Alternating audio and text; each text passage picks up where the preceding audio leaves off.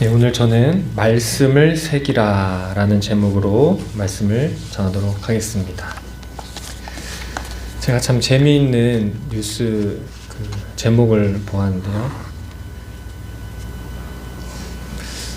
별로 클릭해서 보고 싶지 않았지만 이 제목이 너무 궁금해서 이거를 볼 수밖에 없었습니다. 제목이 집사님 빨리 팔아야 돼, 허겁지겁 팔았다 경악.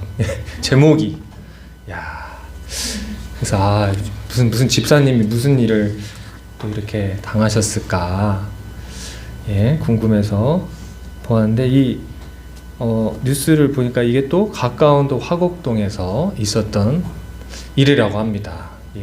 그 보도 자료가 나오는데 익숙한 우리 시장의 막 모습들이 막 보이더라고요. 그러니까 이 피해자가 계시는데 이 피해자분은 빌딩에서 청소를 하시는 그런 분이셨어요. 집사님이셨나봐요. 빌딩에서 청소를 하면서 그 모은 돈을 가지고 어떻게 알게 된 부동산 중개업자가 이제 어디 집을 소개를 이제 해줬나 봅니다. 그래서 이 빌라 한 채를 구입을 하게 되고, 그리고 이제 시간이 좀 이렇게 지나고 있는데 갑자기 이 알고 지내던 이 부동산 중개인이 집사님 이거 빨리 팔아야 돼요 막 이랬다고 합니다. 이게 불법 건축물 뭐가 이게 걸려서 이제 과태료를 물게 생겼다고 하면서 빨리 팔으라고 막 그렇게 막 다그쳤다는 것입니다. 그래서 이 피해자 되신 이 집사님은 어이구 뭐 큰일 나는 줄 알고 그 말만 듣고 진짜 팔아버린 겁니다, 그 집을. 그러면서 이 부동산 중개인이 누구를 소개시켜줬냐, 그 자기 조카 친구라는 사람을 이렇게 소개를 해줘서 이제 그 사람이 그 이제 집을 이제 받아서 사게 된 거죠.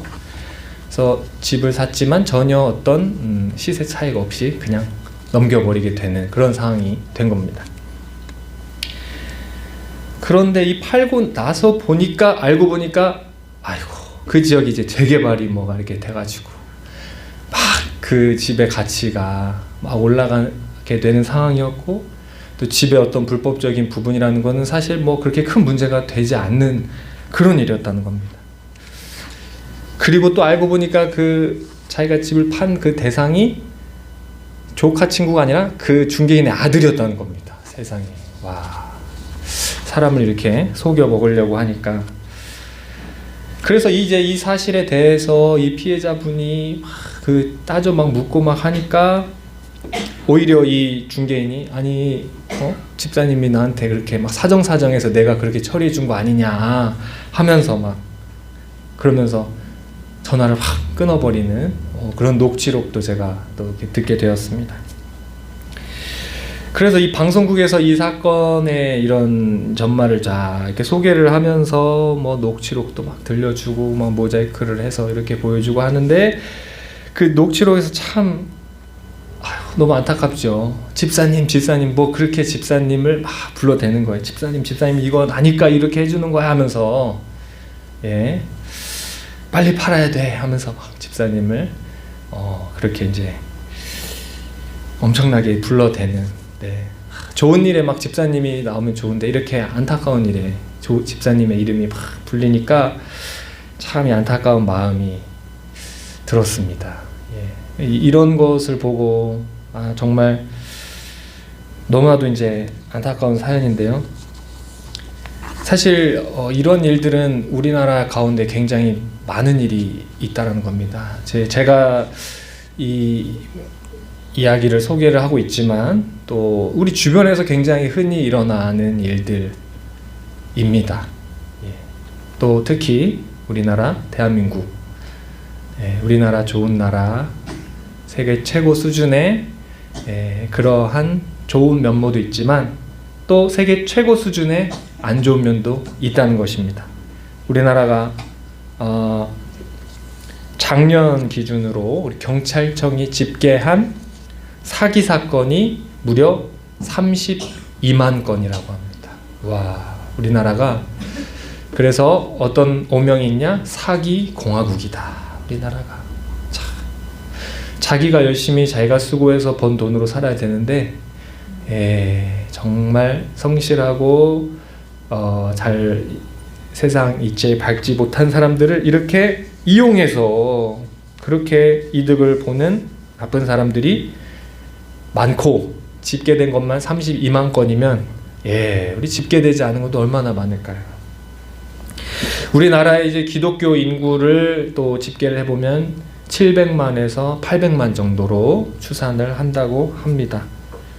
자, 우리 700만 명, 800만 명 이 안에도 어떤 이러한 종류의 사건 사고가 없을까요? 많습니다.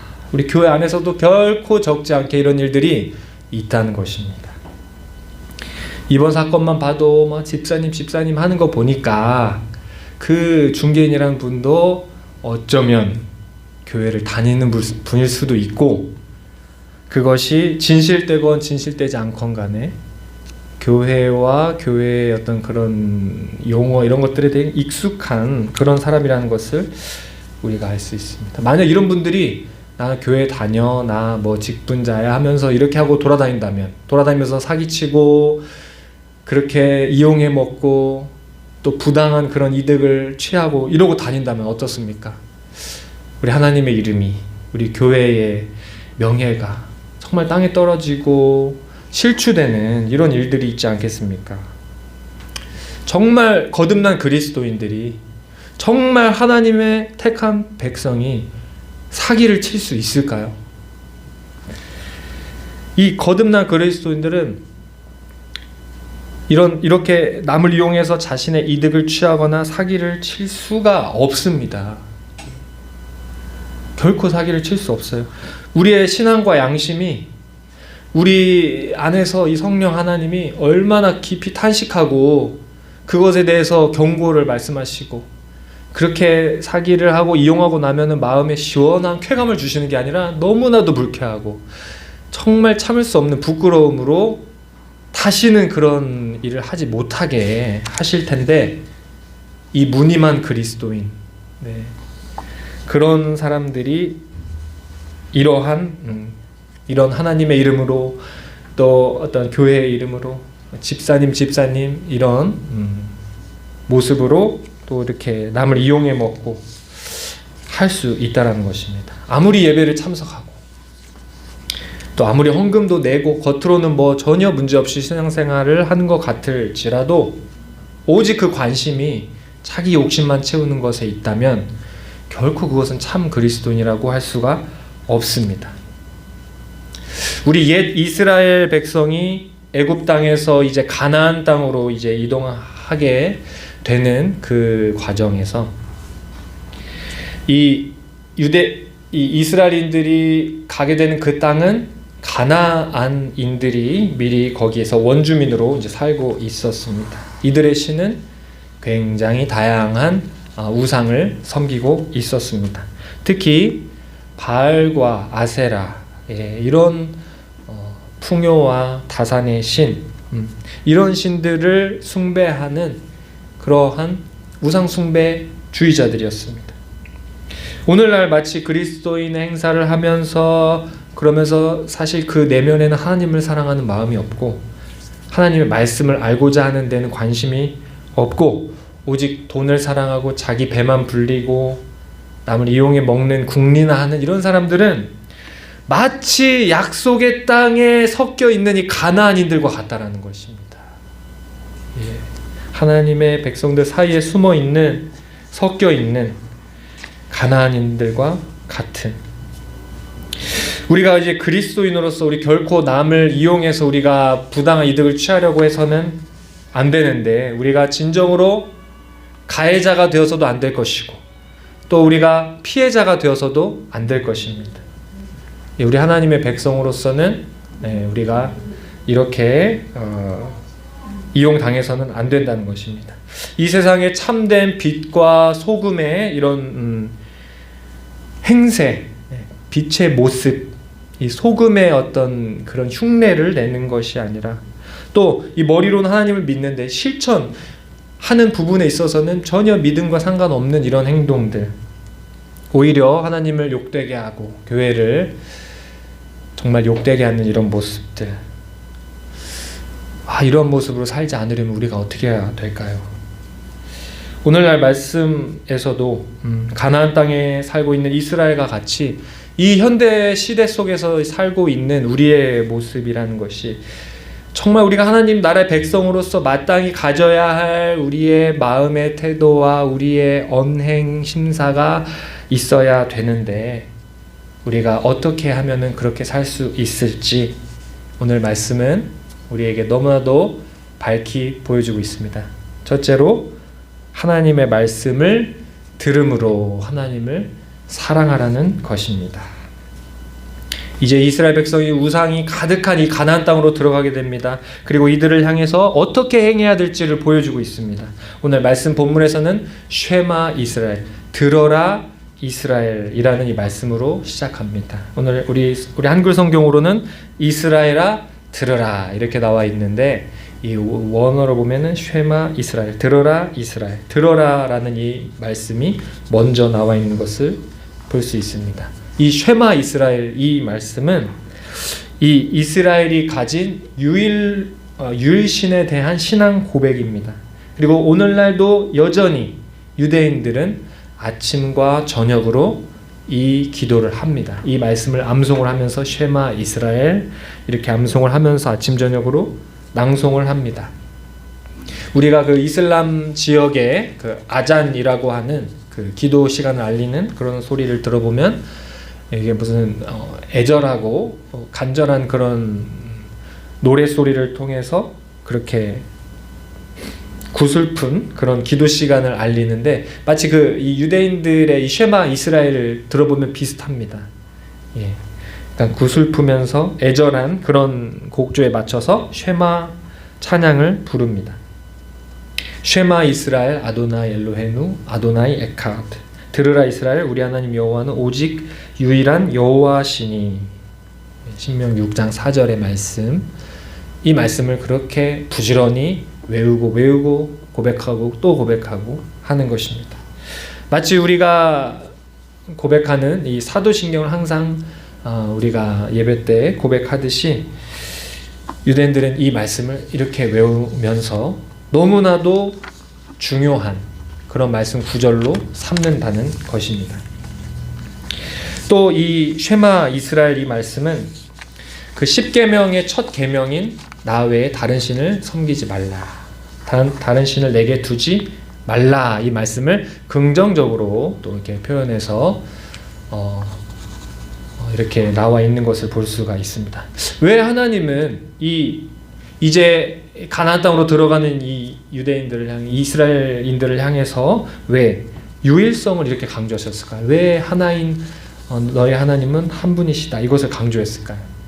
왜냐하면 이 당시 그 가나안 땅에 살던 이 가나안 땅의 이 원주민들에게는 다양한 신이, 너무나도 많은 신이 있었기 때문입니다. 이 신들은 각 지역마다 다스리는 신이 다르고, 또 그 자연, 그 땅의 신이 다르고 하늘의 신이 다르고, 그렇게 많은 신, 기본적으로 이런 다신론 사상이 있었고, 또 이 신들의 특징은 굉장히 변덕스럽고 또 비도덕적이고 또 폭력적이고 잔인하기도 했던 것입니다.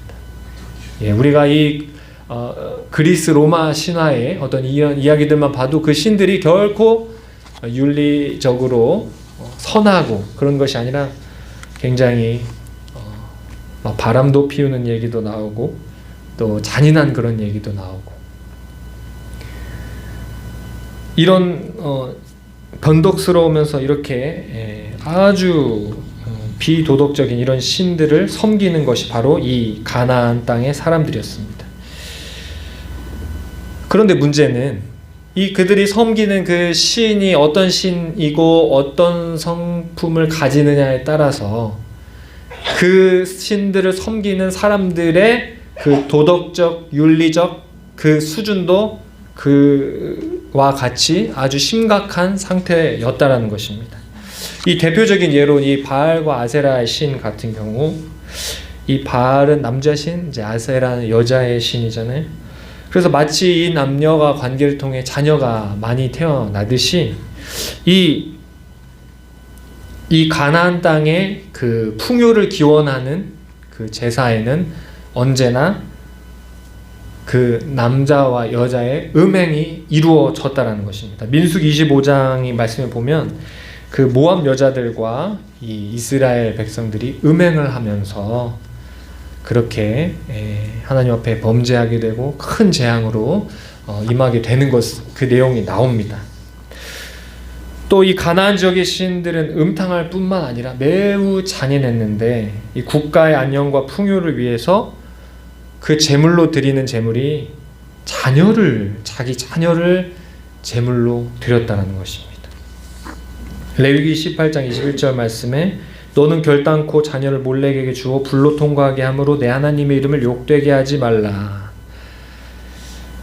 그러니까 이 가나안을 다스리는 이 신들은 또 가나안인들이 믿고 섬기는 이 신들이라는 것은 음행을 좋아하고 또 자녀를 희생 제사로 드리는 것을 통하여서 복을 주는 자들이기 때문에 이 가나안 사는 사람들은 자기가 원하든 원하지 않든 이렇게 음행을 버리고 또 자녀를 그렇게 끔찍하게 죽게 하는 이런 일들을 이것이 문화였고 이것이 상식이었다는 것입니다. 이런 땅을 지금 향해 나아가는 이스라엘 백성들, 이들을 향해 하나님께서는 말씀하십니다.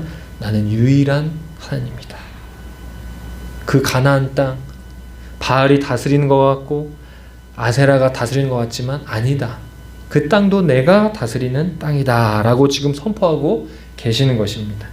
이 하나님의 유일하신 하나님이심과 동시에 그곳에 팽배한 다실론, 범신론을 지금 배격하면서 그것을 거절하면서 하나님이 이렇게 말씀을 하고 계신 겁니다.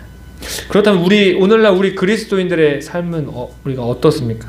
우리가 정말 만유를 다스리시고 통치하시는 그 하나님을 우리가 진심으로 믿고 고백하는가 할 때에 우리 안에 그렇지 못한 모습도 많다라는 것입니다. 마치 우리가 이 세상 속에서 살 때는 바알의 법대로 살고 아세라의 법대로 살다가 이 교회당에 딱 들어오면 언제 그랬냐는 듯이 또 이 하나님의 법대로 또 이렇게 행동하고 말하고 또 이 건물 밖을 벗어나면 또 바알의 법, 아세라의 법을 따라가기가 너무나도 쉽고 그것이 우리에게 참 상식처럼 여겨지는 일들이라는 것입니다. 우리 어떻습니까? 우리 학생들도 학교에서 그 친구들이 나쁜 말 할 때 나도 나쁜 말을 배워서 그 막 나쁜 말을 하고 싶고 또 막 친구가 어떻게 재미있게 놀리는 걸 보면 나도 막 놀리고 싶고 그렇게 우리가 나쁜 것을 배워서 또 우리가 나쁜 행동을 우리가 따라서 할 수 있다는 것입니다. 이것이 바로 바알의 법, 아세라의 법, 하나님이 안 기뻐하시는 법입니다. 또 우리 어떻습니까? 우리 학생들에게 진정으로 지혜를 주시고 또 능력을 주시는 분 하나님이신데 우리가 우리의 모든 지혜와 능력의 근원 되신 하나님을 잊어버린 채 우리가 말씀과 기도에 소홀한 채 우리의 공부에 또 공부 스케줄에 또 몰두할 수도 있다라는 것입니다. 또 우리 일터에서의 모습 어떻습니까? 우리가 일터에서 내가 맡은 일, 또 내가 어떤 조직이나 공동체에 또 이렇게 리더로 있을 때 어떻습니까? 정말 하나님의 법도를 따릅니까? 아니면 아세라와 바알의 법도를 따릅니까? 우리 많은 정말 안타까운 또 뉴스를 볼 때마다 너무 마음이 아픈데 많은 기독교 재단의 학교들, 그런 학교들이 물론 아주 극소수의 대부분 일반화시키는 건 아닙니다만 그러나 이런 일이 또 있기 때문에 이런 기독교 재단의 학교들이 부실 대학으로 막 선정이 되는데 알고 보니까 그 내부에 그 주요직들을 다 친인척끼리 다 이렇게 앉혀놓고 그 안에서 그렇게 가족들끼리 모였으면 열심히 해서 교회 학교를 살리고 정말 이렇게 잘 운영을 하면 좋은데 그렇게 일을 열심히 하고 학교를 살릴 생각은 안 하고 어떻게든 한 자리 차지하는 그런 것에만 관심을 갖다 보니까 나중에 어떻습니까? 외부에서 이렇게 학교를 다 평가했을 때 이 학교 참 부실대학이다. 그렇게 부실대학으로 뜨는데 이름이 막 기독교 학교. 이런 일들 이렇게 우리가 접할 때 너무나도 안타깝다는 것입니다. 그리고 어떻습니까? 이렇게 학교나 재단이 부실하게 운영을 하다 보면 어떻게 되겠습니까? 나중에는 어디로 넘어가는 겁니다. 또 그 학교나 재단을 인수를 하는데 문제는 이단들이 이것을 막 인수해 나간다는 겁니다.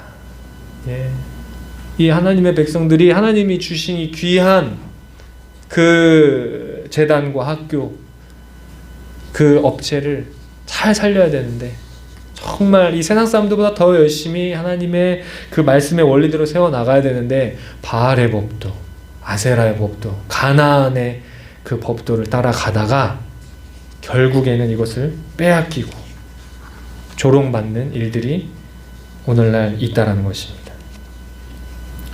하나님을 사랑한다는 것은 나의 그 개인의 삶과 나의 가정과 학교와 일터에서조차 하나님이 진정으로 다스리시고 통치하신다라는 것을 우리가 고백하고 인정하고 우리가 그것을 행함으로 나타낼 때 그것이 우리가 인정이 될 수 있는 것입니다. 하나님이 항상 불꽃과 같은 눈동자로 감찰하고 계시는데 우리가 어떻게 이 입술에서 불만을 표현하고 불평을 하고 뒷담화를 하고 남을 조롱하고 이렇게 할 수가 있겠습니까? 이 우리 안에 계신 성령께서 도저히 이것을 너무나도 너무 고통스러워하시고 탄식하시는 것입니다. 이렇게 이 가나안의 법도라는 것은 너무나도 따라가기 쉽기 때문에 하나님께서는 나는 유일한 하나님이다. 그리고 너희들은 나를 사랑하라 이렇게 하시면서 뭐라고 말씀하시냐? 우리에게 귀에 못이 박히도록 하나님의 말씀을 듣고 또 들으라는 것입니다. 둘째로 우리 말씀을 새기라라는 것입니다. 말씀을 새기는 삶을 살아라. 이 신명기 6장 6절 말씀에 오늘 내가 내게 명하는 이 말씀을 너는 마음에 새기고, 이 말씀을 새긴다라는 것이 무엇을 의미할까요? 이 문구는 이 고대 근동에서 어떠한 그 국가 간의 혹은 주인과 신하 간의 어떤 조약이 체결될 때 그런 정치적인 충성을 위한 서약 형식을 생각해 볼 수가 있습니다. 이 서약문에는 이 서약을 맺는 당사자가 이를 기록이 되고 이 서약을 맺는 목적 그리고 이 서약을 지키게 됨으로 받는 혜택에 대해서 나와 있고 또 이 서약을 어기게 되면 어떻게 되느냐 하는 그 경고 또 불이익을 명시하는 것입니다. 그리고 이 조약에 대한 증인들을 세우고 그리고 이 조약의 내용은 아주 영구적으로 이것이 기록이 되고 보존이 될 수 있도록 점토판이나 돌에 그 조약의 내용을 기록했던 것입니다. 이 오늘 본문 말씀도 주어진 조약에 대한 지속적인 준수 및 충성을 요구하는 그런 의미에서 우리 하나님께서 내가 내게 명하는 이 말씀을 너는 마음에 새기라 할 때 이 말씀을 항상 간직하라 라고 우리가 이해해 볼 수 있습니다. 이 말씀을 마치 우리가 하나님께서 우리에게 주신 이 말씀을 점토판이나 돌판에 새기듯이 우리 마음에 새기라는 것입니다. 우리가 하나님의 말씀을 대충대충 듣지 말고 마치 동판이나 철판이나 이 돌판에 새기듯이 그렇게 아주 각인을 시켜라 하는 것입니다. 우리가 어떻게 하면 이렇게 하나님 말씀을 우리 마음에 마치 돌판에 새기고 동판에 새기고 이 점토판에 새기듯이 정말 이 한 번 새긴 것이 도저히 지워지지 않을 것처럼 어떻게 이렇게 새길 수 있을까요? 미국 베델 국립훈련연구소라는 곳에서 이 학습에 대한 연구를 했다고 합니다. 우리 학생들이 들으면 또 매우 또 유익한 내용이 될 것 같은데요. 학습 피라미드라는 것을 이렇게 연구를 해서 이제 제시를 했습니다. 사람이 어떻게 해야 가장 공부의 내용을 잘 익힐 수 있는가를 7단계로 나눠 가지고 이렇게 피라미드의 모양으로 해서 이 위에서부터 이제 그 학습의 효과가 제일 적은 것부터 제일 큰 것까지 이렇게 나눠져 있다는 것입니다. 1단계가 무엇이냐? 1단계가 뭐냐? 강의를 듣는 거. 예.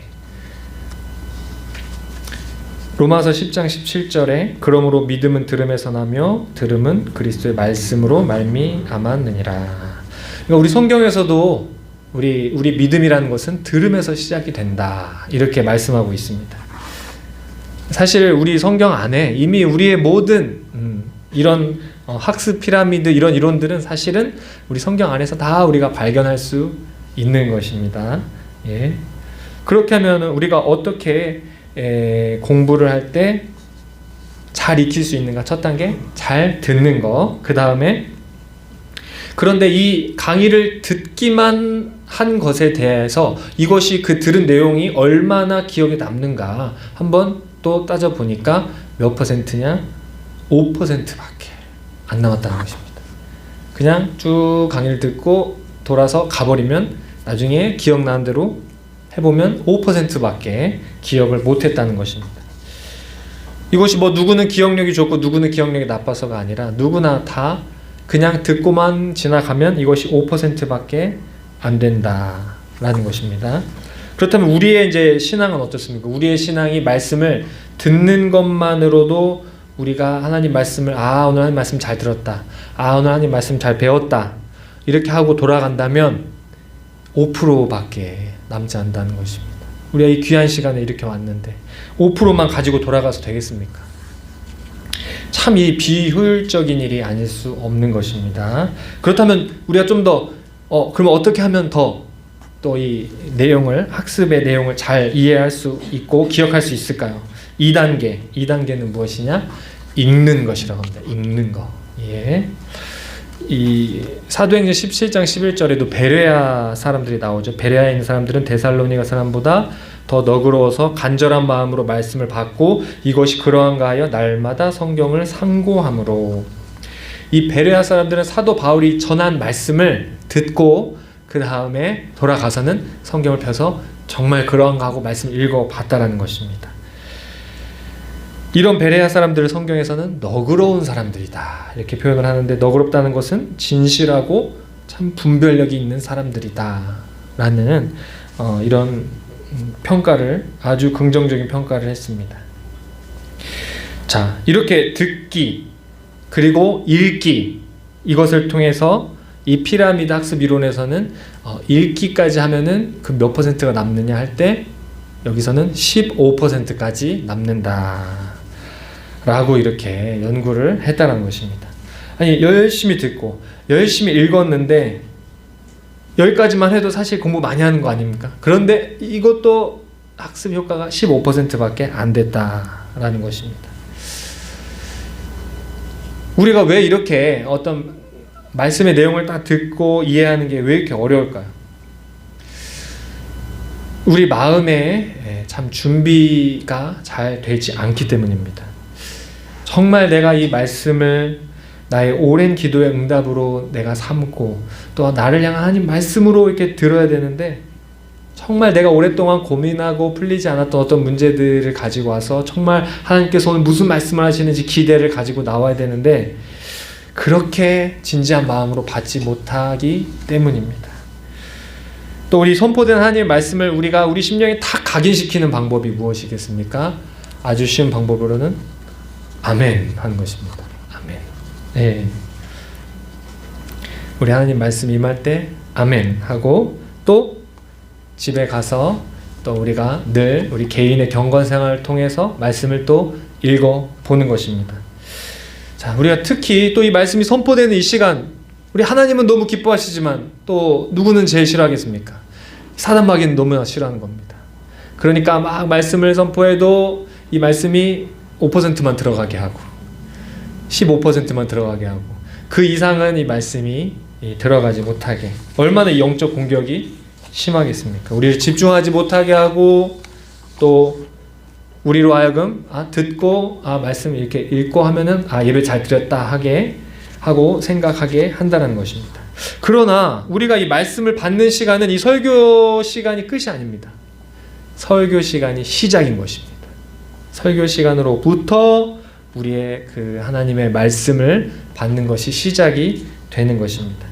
데니얼 윌링햄 미국 버지니아대 심리학과 교수가 쓴 공부하고 있다는 착각이라는 책이 있다고 합니다. 이 책에 의하면 우리가 들은 내용을, 우리가 어떤 내용을 들었을 때 그것을 우리가 논리적으로 한번 적어보면은 우리가 그것을 65%를 나중에 기억을 할 수 있다고 합니다. 그러니까 우리가 듣고 그냥 지나가는 것이 아니라 들은 거를 한번 적어보면 65%를 이렇게 기억에 남는다고 하는데, 우리가 말씀을 또 우리가 또 듣고 또 우리가 말씀을 또 우리가 읽어볼 때 제가 특별히 권하고 싶은 거는 이 성경책 깨끗하게 쓰지 마시고 여러 가지 흔적을 남기시라는 겁니다. 줄을 치셔도 좋고 동그라미를 치셔도 좋고, 우리가 성경을 읽을 때 다양하게 여러 가지 표시도 해보고 메모도 적어보고, 또 어떤 눈에 띄는 어떤 단어가 있으면은 그 단어에 또 쳐보고, 비슷한 또 표현들이 있으면 비슷한 표현들끼리도 쳐보고, 이렇게 성경의 말씀을 우리가 너무 신성시 여겨서 이렇게 뭐 줄도 막 못 치는 스타일도 있으시겠지만 그런 게 아니라면 좀 이렇게 말씀을 다양하게 한번 적어도 보고 표시도 해보고 이렇게 각인을 시키는 겁니다. 사실은 성경을 이렇게 각인하지만 사실 그 과정을 통해서 우리의 심령의 말씀이 각인이 되는 겁니다. 나의 이 손끝을 통해서 우리의 뇌에 각인이 되고 우리 영에 이 말씀이 각인이 되는 겁니다. 우리가 말씀을 듣거나 읽고 나서 최소한 이 50%를 이렇게 기억을 하게 된다라고 하면, 이렇게 우리가 듣고 또 말씀을 읽고 또 적고 하면 일단 한 절반 정도는 우리가 이제 이해를 하게 되는 것입니다. 그런데 오늘 말씀의 본문에 보니까 이 모세 시대에는 뭐 말씀을 뭐 적어라 뭐 이런 내용은 우리가 찾아볼 수는 없습니다. 모세 시대는 어땠을까? 모세 시대에는 아직 이 모세 오경이 완성이 되지 않은 시점이었기 때문에 이 당시에는 어떻게 했냐? 하나님 말씀을 구전으로 전수를 해줬습니다. 이 말에서 말로. 그래서 이 내용들을 잘 기억해서 이것을 말로 전해주고, 또 들은 사람은 또 들은 내용을 가지고 또 말로 구전해서 구전으로 그렇게 전해주었던 것입니다. 핵심이 무엇입니까? 우리는 우리가 동원할 수 있는 모든 수단과 방법을 다 동원해서 말씀을 우리 안에 각인시키고 새겨야 된다는 것입니다. 오늘 말씀 본문이 바로 이것이 하나님을 사랑하는 길이다라는 것을 가르쳐주고 있는 것입니다. 하나님을 사랑한다면 말씀을 우리 심령에 새기라는 것입니다. 우리 이 말씀에 각인시키라는 것입니다. 그렇다면 우리 더 깊은 단계로 한번 나아가 보겠습니다. 셋째로는 자녀에게 가르치라는 것입니다. 한국교회 트렌드 2025라는 책에 보면은 한국교회의 특징이 어떻게 이제 나타나고 있느냐? 가족 종교화되고 있다라고 이렇게 표현하고 있습니다. 한국의 이 전통적인 종교 문화의 특징, 우리 한국에서 가장 옳게 여기고 정말 바람직하게 여기는 것이 효도이지 않습니까? 효의 문화, 이 효에 대한 정서가 강한 나라가 바로 우리나라인데, 이런 문화가 이것이 우리 신앙에도 영향을 끼쳤다는 것입니다. 우리 효의 문화가 신앙에도 영향을 끼치고 그럼으로써 가족 자체가 하나의 종교 역할을 하는 공동체로서 작용하는 가족 종교의 형태를 띠고 있다. 이렇게 연구를 한 보고서를 이제 읽어보았습니다. 이 가족이라는 것은 종교적 사회화가 이루어진 가장 강력한 단위이고 이고 이 개인보다 가족을 중시해온 이 문화 관습에 따라 우리 사회에서 가족 중심 종교 생활은 자연스러운 현상이다. 이렇게 한국 교회가 점점 더 이런 모습이 더 강해지고 있다는 것입니다. 그런데 이런 가족 종교 현상이 그런데 다른 종교도 아니고 유교도 아니고 불교도 아니고 유독 이 기독교가 강하다는 것입니다. 이 가족 종교를 하는 이런 특징들이 한국교회 탐구센터에서 실시한 개신교인의 가족신앙에 대한 조사 결과에 따르면 미취학 시절부터 교회에 다닌 60세 미만 개신교인 중에 가족 중에 개신교인 비율을 따지니까, 그러니까 유치원생 때부터 60살까지의 대상 중에서 그 가족 중에 누가 교회를 다녔나 이렇게 한번 조사를 해보니까 2등이 누구였을까요? 할머니가 교회를 다녔다는 겁니다. 조금 더 구체로 나가면 외할머니가 교회를 다니는 분들이 그렇게 많았고, 1위가 무엇이겠습니까? 1위 너무 쉽습니다. 어머니입니다. 어머니가 무려 93.9%. 그러니까 어머니가 그 교회를 다니시면 자녀가 교회를 다닐 확률이 크다는 겁니다. 이 한 사회학자에 의하면 새로운 종교로 개종하는 사람들은 교리보다 그 종교의 구성원에 대한 대인 밀착도가 중요한 요인으로 작용한다. 그러니까 나의 가족이 기독교인이면은 그 가족도 같이 기독교인이 될 가능성이 크다는 거죠. 그러니까 전도가 그런 식으로 이루어지는 사례가 많다라는 것입니다. 그래서 이것을 가족 종교화 혹은 패밀리 크리스찬 이렇게 이제 부른다는 것입니다. 이 일반적으로 이 종교라는 것은, 종교심이라는 것은 이 여성들이 다 강하지 않습니까? 또 이 한국 개신교의 특징도 참 이렇게 보면 모계 사회인 것 같습니다. 이 어머니들의 영향력이 굉장히 강합니다. 또 가정 내 신앙교육 담당자 누구냐 했을 때 무려 74%가 어머니다 이렇게, 아버지는 22%밖에 안 된다. 어머니의 신앙이 자녀들에게 이렇게 중요한 것입니다. 이 한국교회의 미래, 우리 어머니들이 어떻게 하느냐에 따라 달려 있습니다. 이 신명기 6장 7절 말씀에 내 자녀에게 부지런히 가르치며 집에 앉았을 때든지 길을 갈 때든지 누워있을 때든지 일어날 때든지 말씀을 강론할 것이며 이렇게 말씀하고 있습니다. 이 말씀을 이제 생각해 볼 때 우리 오늘 한국 이런 많은 어머니들의 모습이 자녀를 향해서 정말 들어가든지 나가든지 잘 때든지 일어날 때든지 말씀을 강론을 하고 있는가 생각해 보면 그렇지 못하지 않을까 이렇게 추측을 하게 되었습니다. 오히려 앉으나 서나 자나 깨나 하는 말이 혹시 이런 거지 않을까. 공부해라. 숙제했니? 앉아도 숙제했니? 공부해라. 일어서도 공부했니? 잘 때도 좀 공부하고 자는 거야? 지금 숙제하고 자는 거야? 오히려 이런 모습들이 참 흔하지 않을까. 그러나 우리 예수님 믿고 우리 그리스도인이 된 우리 가정에서는 이런 모습이 되면 안 됩니다. 우리 안부 인사가 공부해라가 되면 안 됩니다. 우리 안부 인사가 무엇이 돼야 되냐? 우리 어머니들이 거룩한 스토리텔러가 돼야 됩니다. 엄마가 성경을 읽었는데 말이야, 엄마가 이 말씀을 이렇게 들었는데 말이야 하면서 내가 이런 말씀을 읽었고 엄마는 이렇게 느꼈어. 우리 가족 앞으로 이렇게 살아야 될 것 같아. 너도 이런 자녀가 될 수 있도록 엄마가 기도할게. 이렇게 말씀으로 자녀와 교제하고 또 말씀으로 이 엄마가 받은 감동을 또 나눌 수 있는 이런 가정이 돼야 된다는 것입니다. 우리 아이가 성적이 떨어지는 것보다 더 두려워야 될 것은 뭐냐? 우리 아이의 신앙이 떨어지는 것을 우리가 더 두려워야 됩니다.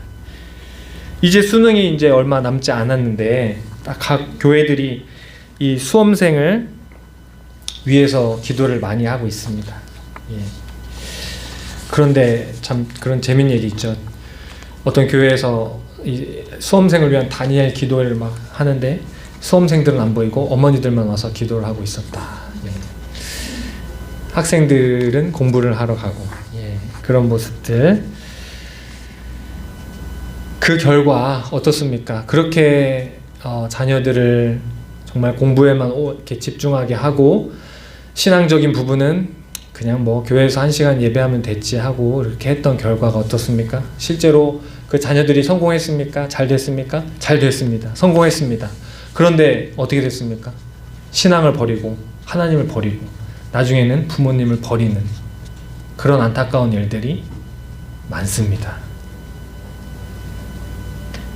지금 국가 소멸보다 더 심각한 위기는 자녀들의 신앙의 소멸이 더 심각한 위기가 되고 있습니다. 지금 저 먼 곳의 러시아 우크라이나 전쟁보다 더 심각한 전쟁은 이 세상의 이 세력에 우리 아이들이 처참하게 더 무너지고 그 전쟁에서 패배를 거듭하고 있다라는 것입니다.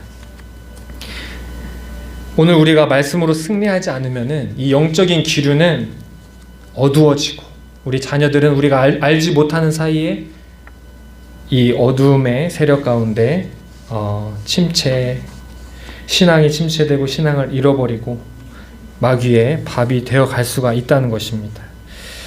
네, 이렇게 가나안 백성같이 되어버리는 이 우리 다음 세대 아이들을 향해서 참 이 바알과 아세라를 섬기고 이 하나님의 법이 아니라 바알의 법, 아세라의 법, 이 가나안의 법도를 따라가는 이 세상 사람들보다 더 세속적으로 살게 되는 우리의 그 잃어버리는 이런 자녀들, 정말 이 전쟁에서 이기려면 우리가 먼저 깨어서 말씀 앞에서 먼저 내가 내 심령을 말씀으로 채우고 말씀으로 나를 새겨야 된다는 것입니다. 그리고 이 말씀을 새기는데 결론적으로 제가 말씀을 드리겠습니다. 그렇다면 우리가 이 말씀을 듣는 성도로서 우리가 어떻게 살아야 될 것인가? 제가 말씀을 드렸듯이 말씀을 듣는 거, 읽는 거, 또 적어보는 거, 거기서 더 나아가야 된다는 것입니다. 말씀을 나누는 소그룹이 있어야 된다는 것입니다.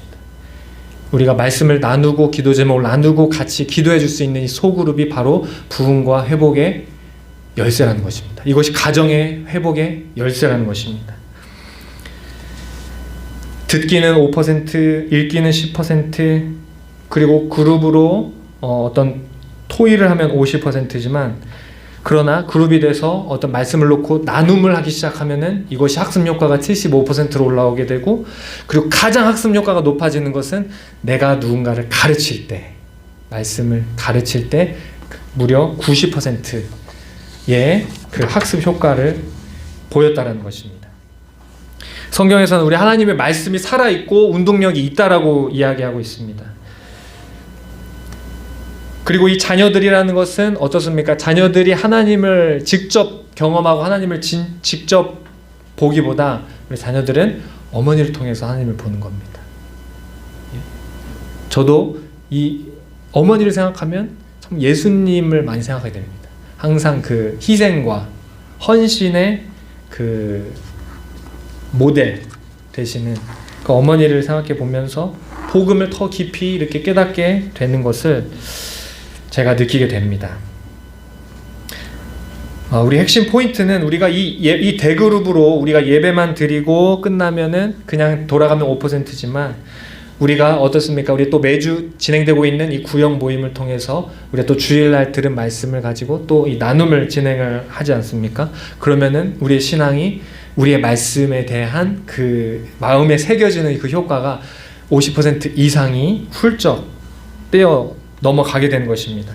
또 우리 어떻습니까? 우리가 이 선한 영향을 끼칠 수 있는, 이 거룩한 영향을 끼칠 수 있는 우리 자녀들에게 우리 말씀을 같이, 내가 받은 말씀을, 나의 마음에 새긴 이 말씀을 전해주고 또 아이들과 같이 말씀으로 교제하고 하면은 어떻습니까? 우리 마음에 이 말씀의 그 은혜가 90% 이상이 채워진다는 것입니다.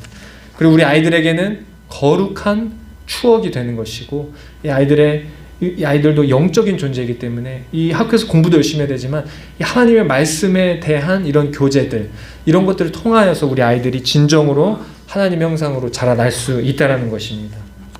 우리 예수님께서 십자가에 죽으시고 부활하셔서 우리에게 주신 삶이라는 것은 무엇이냐? 모든 민족으로 제자를 삼고 예수님께서 가르쳐 지키게 한 모든 것을 우리 제자들이 그것을 알게 하고 우리 자녀들이 그것을 알게 하고 또 우리 믿지 않는 자들을 향해서 우리가 하나님 말씀을 우리가 전하는 그런 삶을 우리에게 허락하신 것입니다. 우리에게 허락된 각종 구역 예배, 또 소그룹, 또 나눔, 우리가 또 할 수 있다면 가정 예배까지 이런 것들을 통하여서 이 말씀을 우리 심령에 새기고 우리 자녀에게 새기고 그리고 우리 믿음의 동역자들과 나눔으로 그 말씀의 풍성함을 누리는 저와 여러분 되시기 바랍니다. 기도하겠습니다. 하나님 아버지 감사합니다. 모든 것 다스리시고 통치하시는 하나님을 더욱 사랑하는 주의 백성이 다 되게 하여 주시옵소서. 늘 말씀을 듣고 읽고 쓰고 나누고 가르치는 풍성한 은혜의 말씀, 이 말씀이 세력을 얻고 흥왕케 된 역사가 우리 교회에 넘치게 하여 주시옵소서. 예수님의 이름으로 기도합니다.